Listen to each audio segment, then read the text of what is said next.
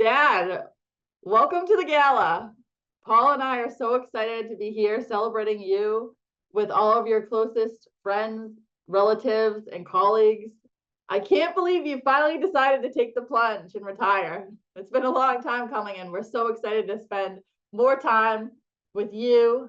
And of course, the kids are excited to spend time with their Mets pop. But I just want you to know, as a guy who spent 16 years in state government in a number of key positions over the course of the past 30 years, you are one of those people who really stands out and who made a really big difference for a community that we should all be so grateful to have as part of our constellation of residents and citizens here in the Commonwealth. One thing that actually stands out to me is what you did during the pandemic.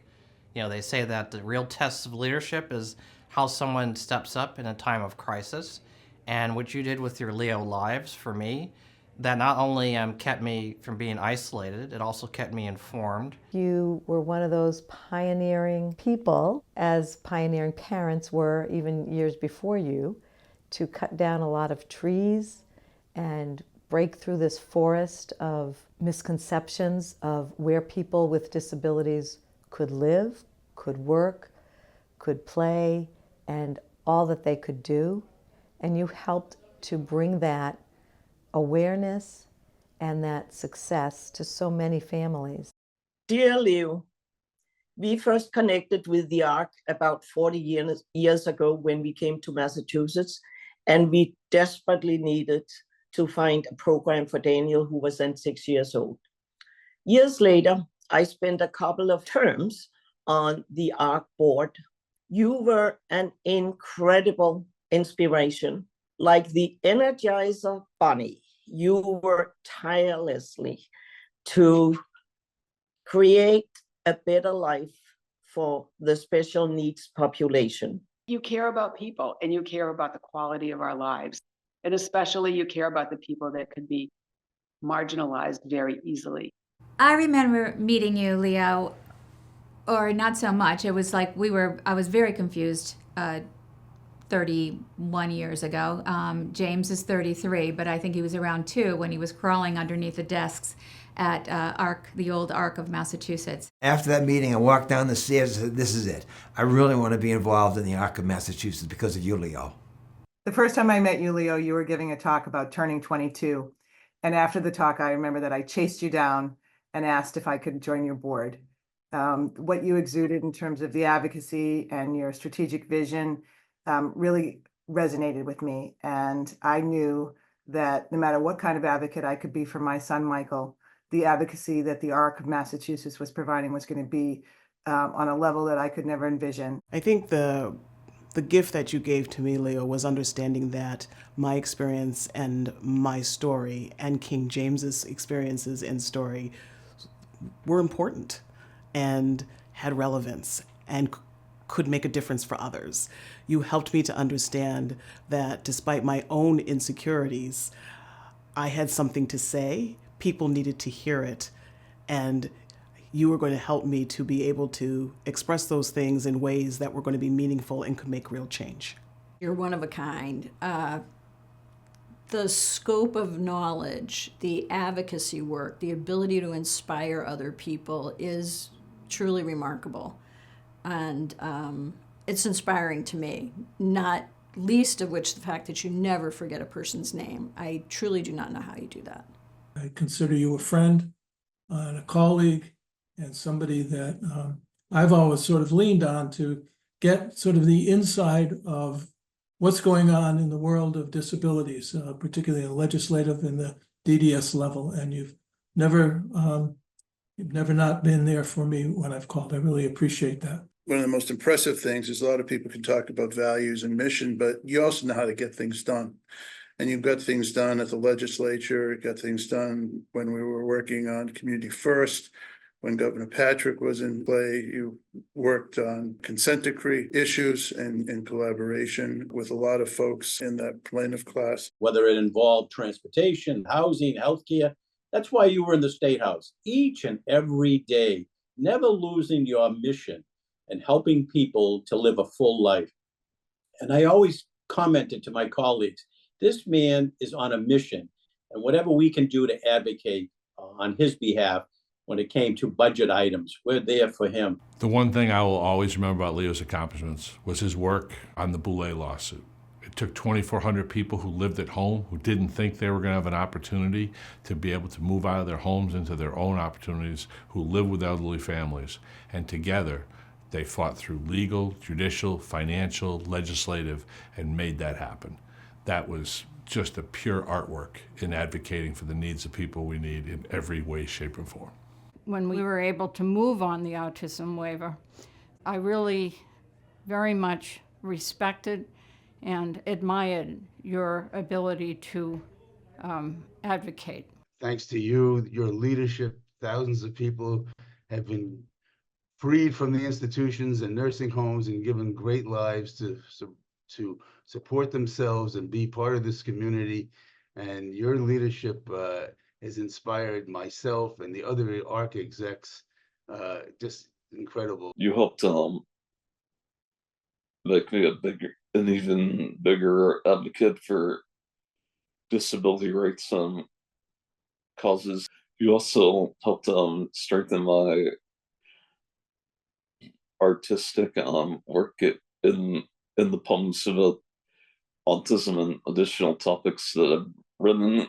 Leo, what fun we had tackling some of the most challenging problems in the field and always doing it with a sense of humor and this incredible humility you brought to the task. And a good example of that is we would be looking at some of the most challenging and difficult questions. And you always brought this sense of family, what it was like for them, not being daunted by the difficulty of the task, but by the importance of the results. I can't tell you how happy I was to be a part of this organization, to work with support brokers. I worked for you, with you for 13 years, and they were very, very special years. I appreciate your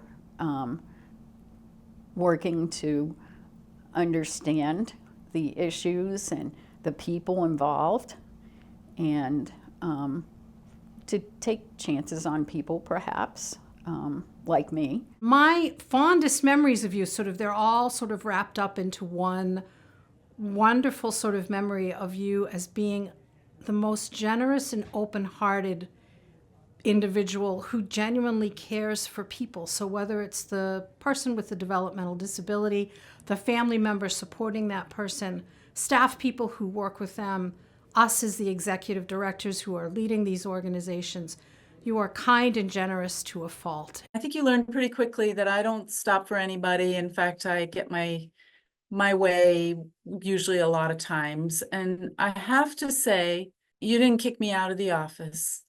Not at all. You tried to talk faster and longer than me, but I didn't let you. And you still invited me back.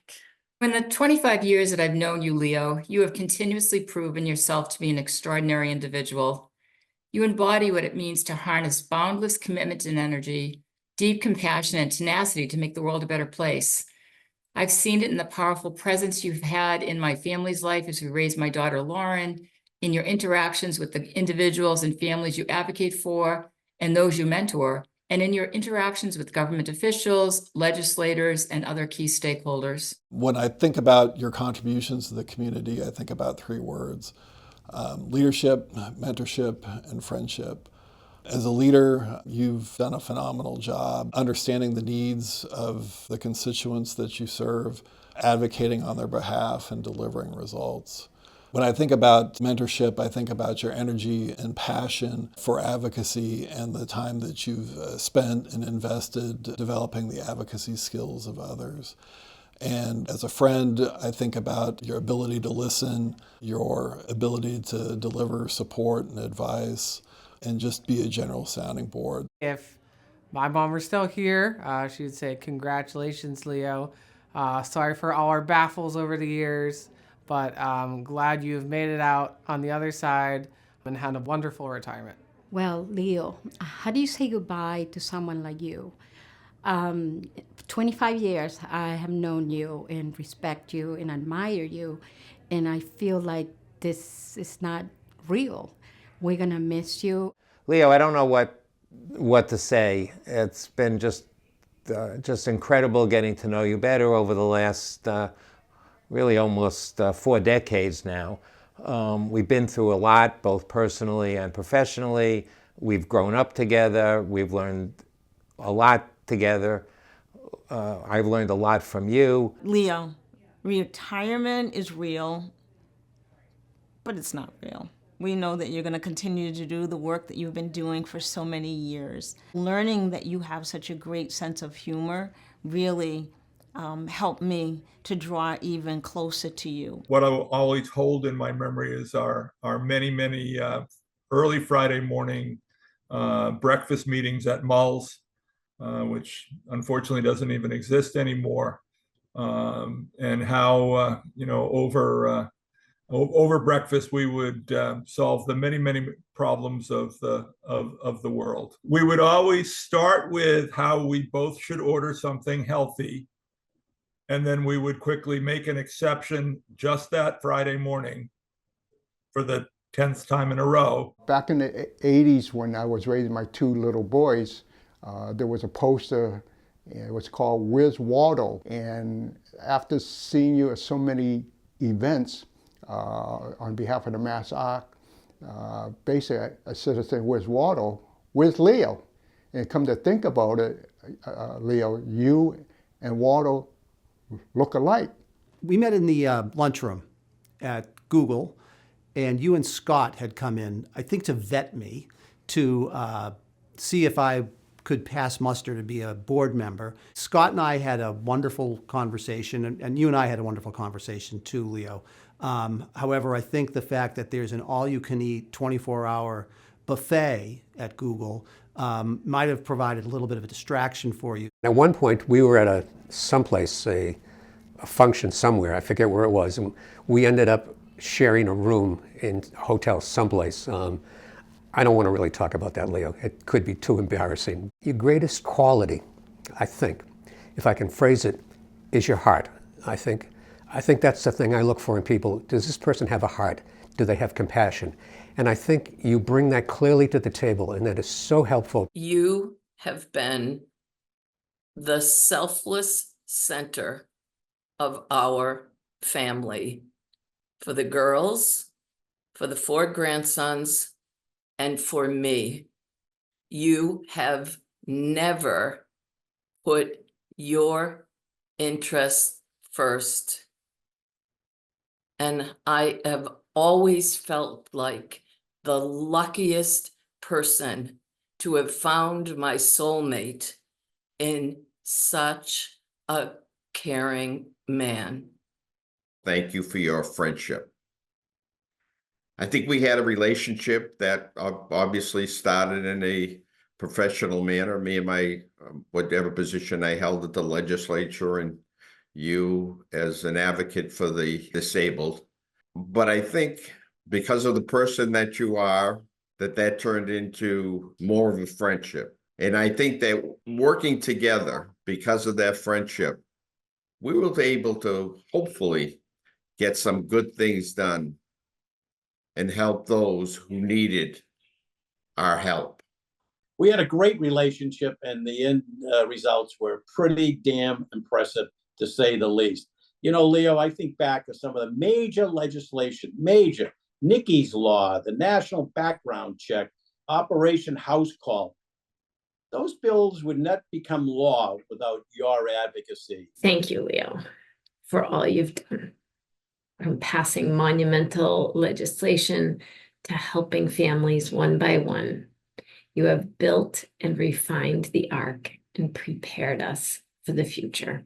That's why we're here, right? To do as much good as we can for as many people as we can for as long as we can. And you have been an exemplar of that philosophy. So I wish you well. I have a really strong feeling you're not going to disappear from the scene. You better not. And thank you. Dad, I just want to say how excited I am for your retirement and how much I think about the many years that you've dedicated your life to a cause that you are so passionate about, and that the many meetings I've gone to with you and the opportunities I've had to see you and your colleagues, and the many individuals with disabilities who have, worked very, very proudly and bravely to continue to advocate for the rights that they deserve. I just think you should be so proud of the many years of service you provided, and you are well deserving of a super fun and enjoyable retirement. Congratulations, Miss Pop. Yay! High five! Yay! Woo! We love you.